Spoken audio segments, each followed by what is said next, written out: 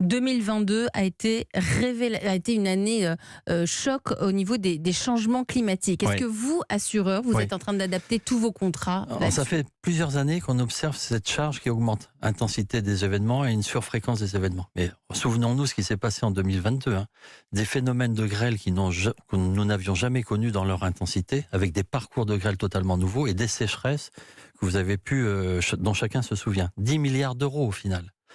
Et ce qui est important, c'est donc de garantir ça dans le temps et d'indemniser. Ça vous a coûté 10 milliards d'euros. Pour les assureurs Pour sur les la assureurs. place, ça coûtera à peu près 10 milliards d'euros. Et on annonce à l'horizon 2050 150 milliards sur une croissance de 100%. Ce qui veut dire que si on veut maintenir un système, il faut agir sur plusieurs bases. Il faut investir vers la transition écologique, il faut faire beaucoup de prévention parce que il faut avoir la culture du risque, il faut mettre un certain prix, une valeur du Alors risque. vous et il faut agissez comment? mutualiser. Parce que vous aussi, votre métier, alors, il est en train de se transformer. Il est en Vous train de avez se... parlé de prévention, vous Oui. avez parlé... Donc comment vous vous adaptez pour garder vos clients et en récupérer de nouveaux? Alors, la Massif, qui est très liée au territoire, en proximité des gens, exerce cette prévention, indemnise en local, soutient des sociétés qui créent de l'énergie nouvelle, notamment au travers de l'hydrogène, par exemple, vert, soutient la méthanisation, donc est engagé dans le décarboné. Et pendant ce temps-là, on continue d'indemniser nos sociétaires, on répare tout ce qui peut et ce qui doit être réparé. Mais vous faites de plus en plus face à ces risques climatiques. Vous venez de l'évoquer, les inondations, la sécheresse, la tempête.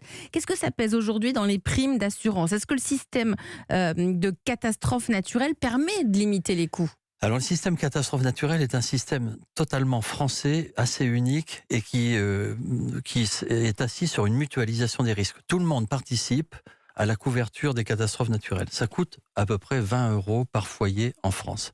Ce n'est pas à la hauteur de la valeur du risque. Quand on voit ce qui nous arrive en termes de sécheresse et d'autres périls encore, eh bien il faut accepter de mettre le bon prix sur ce risque-là.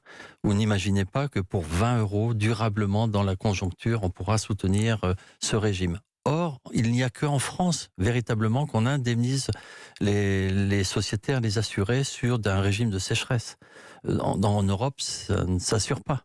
Ça ne se protège pas. On a raison de le faire. On a tout à fait raison de le faire et il faut défendre ce régime qui est extrêmement solidaire. Tout le monde paye une cotisation qui permet de garantir le sinistre lorsqu'il survient. Le montant cumulé des sinistres, justement liés aux événements naturels, pourrait quasiment doubler entre 2020, l'année de la crise sanitaire, et 2050. C'était la Fédération française de l'assurance qui l'estime.